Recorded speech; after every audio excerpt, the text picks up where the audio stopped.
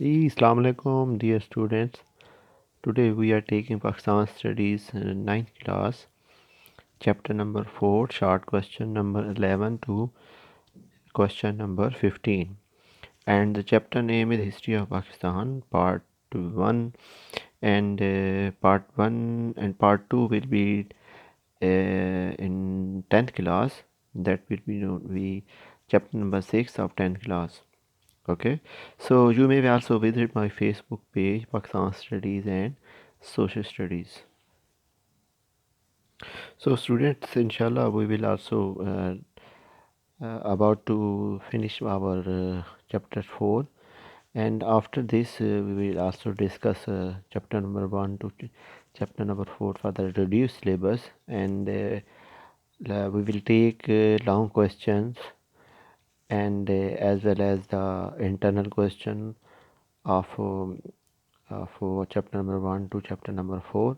Okay, so we will take long question one by one, and we will also discuss the extra questions, MCQs, so all the details of the long questions. Okay, so let's start. So student, question number 11 is what is meant by the single citizenship. तो student इसमें single citizenship से मुराद ये है कि पाकिस्तान के जो शहरी थे उस वक्त 1962 के कॉन्स्टिट्यूशन में के तहत कहा गया कि पाकिस्तान के जो सिटीज़न हैं, चाहे वो ईस्ट पाकिस्तान के हैं या वेस्ट पाकिस्तान के सिटीज़न हैं, तो उनको सिंगल सिटीज़नशिप जो है ना वो कंसिडर किया जाएगा, चाहे वो ईस्ट पाकिस्तान के हों या वेस्ट पाकिस्तान के. तो स्टूडेंट, ये जो सिंगल सिटीज़नशिप का मामला है ये अमेरिका में उस तरह के शहरियों में होता है, और वेस्टर्न कंट्रीज़ में जैसे अमेरिका है तो उसमें वहाँ का जो शहरी है वो अमेरिका के स्टेट का भी शहरी होता है, किसी ख़ास स्पेसिफिक स्टेट का, और इस तरह से यानी जो उसके प्रोविंस का, और इसी तरह से उसका जो है वो सेंट्रल जो गवर्नमेंट होती है उसका भी शहरी हो सकता है. लेकिन पाकिस्तान में से कि सिंगल सिटीज़नशिप कहा गया कि चाहे ईस्ट पाकिस्तान का शहरी है या वेस्ट पाकिस्तान का, तो वो जो है ना वो सिंगल सिटीज़नशिप उसको कंसिडर किया जाएगा, उसे पाकिस्तान का शहरी कंसिडर किया जाएगा, चाहे वो ईस्ट पाकिस्तान का हो या वेस्ट पाकिस्तान का.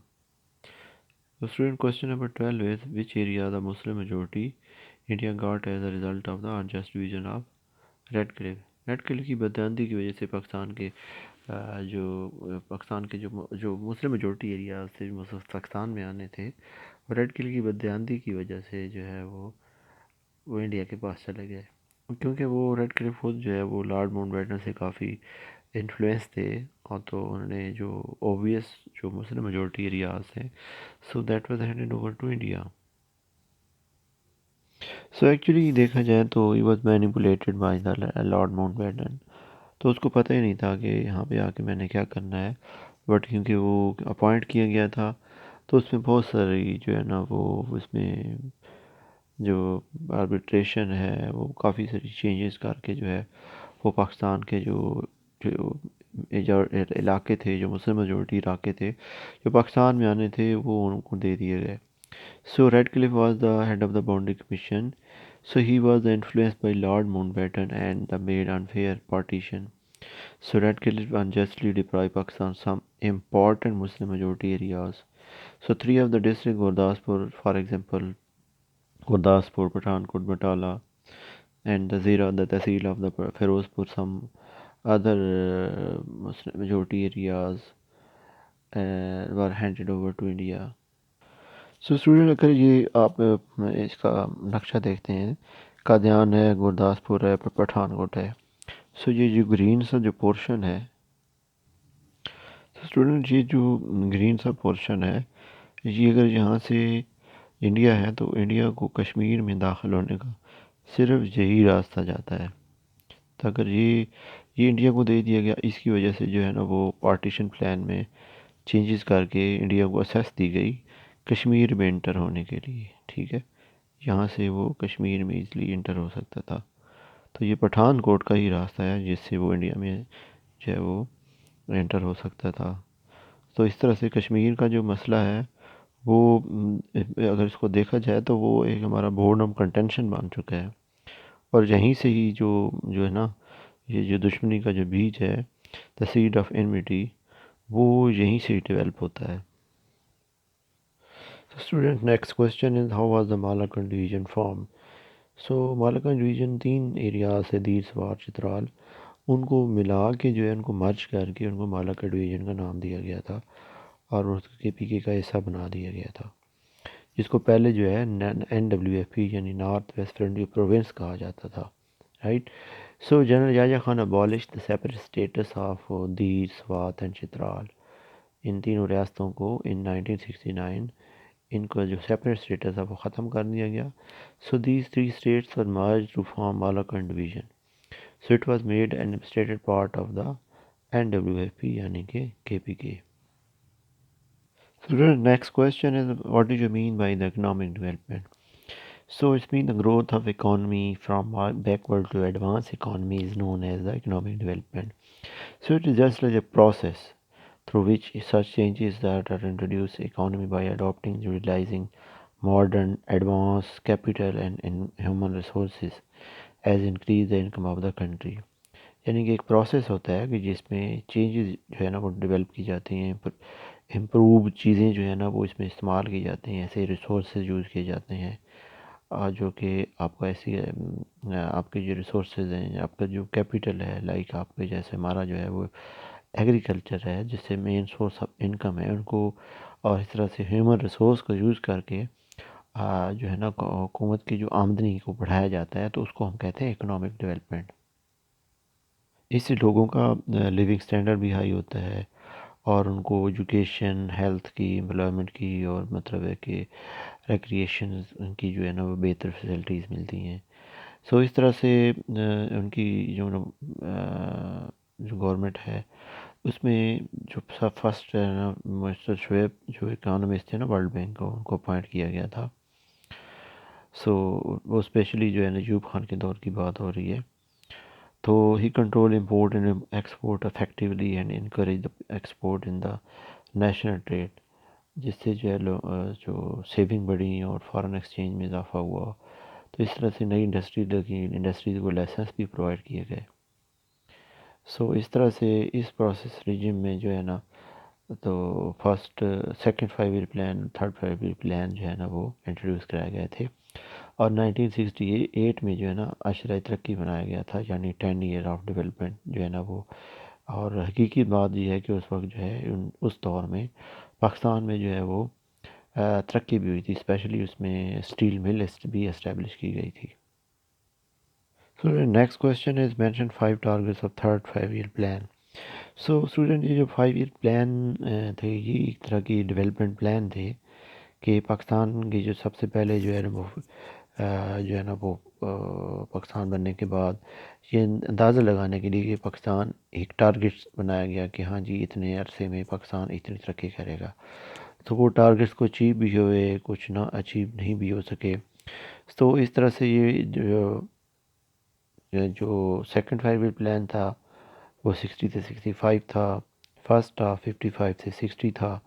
اسی طرح سے جو تھرڈ 5 ایئر پلان ہے وہ 65 ٹو 70 تک کا تھا. سو دیکھا جائے تو اس میں جو اگر ہم اس کی ٹارگیٹ کی طرف دیکھتے ہیں تو پر کیپٹل انکم جو ہے نا وہ کہے گی کہ 20% جو ہے وہ بڑھائی جائے گی، یعنی کہ ایک بندے کی آمدنی کیا ہو سکتی ہے. تو provide employment 5.5 lakh million people, یعنی کہ 55 لاکھ جو ہے نا وہ لوگوں کو امپلائمنٹ دی جائے گی. Industrial growth at the rate of 13% annually. So next one is the establishment of the basic industries. So number 5 accelerate the pace of agriculture growth and to increase it at the rate of 5% annually.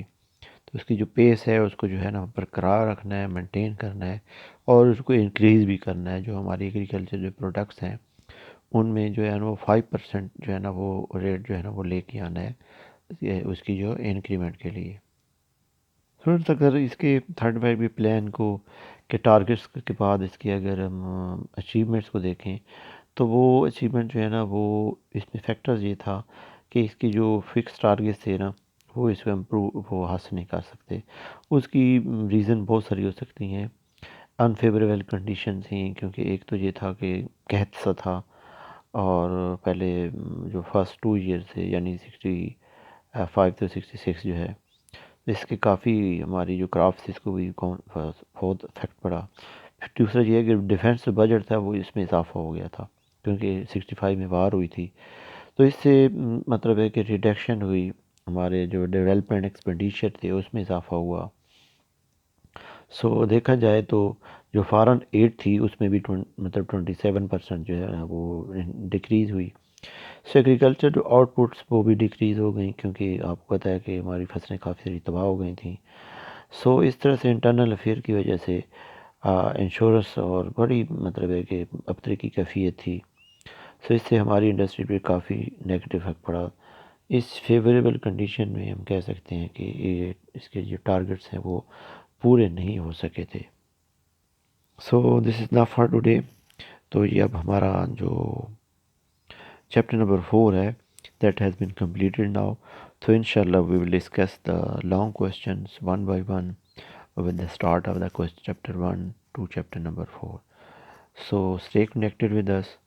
اور جو آپ نے جو students آپ اپنے friends کو بھی بتائیں شارٹ کوسچن کی اس یہاں پہ چینل کے بارے میں بتائیں کہ یہاں پہ جی فیڈرل بورڈ کی پاکستان اسٹڈیز میں کس قسم کی کوئریز ہیں، کوئی پرابلم ہے، کوئی ایشوز ہیں. ایون کہ آپ اپنے جو ہے نا وہ میسیج میں بھی آپ مجھے بتا سکتے ہیں کس قسم کا کوئی ایشو ہو تو. So okay. So reduced syllabus میں آپ کوشش کریں کہ آپ زیادہ سے زیادہ نمبر حاصل کریں. سو اسٹڈی کو پلان کریں اور اچھے طریقے سے پڑھیں تاکہ آپ کو جو ہے اس کا بینیفٹ ملے. اور ریڈیوس سلیبس میں سے سلیکٹیو جو کوسچن ہیں وہ آپ جو ہے نا وہ تیار کریں. تو انشاءاللہ میں اب جو ہے نا لانگ کوسچن انشاءاللہ ڈسکس کروں گا. So thank you very much. اپنا اور چینل کو جو اپنے فرینڈس کو بھی بارے میں بتائیں، اور اس کو سبسکرائب بھی کریں، لائک کریں، اور شیئر بھی آپ اس کو کر سکتے ہیں. Thank you. السلام علیکم.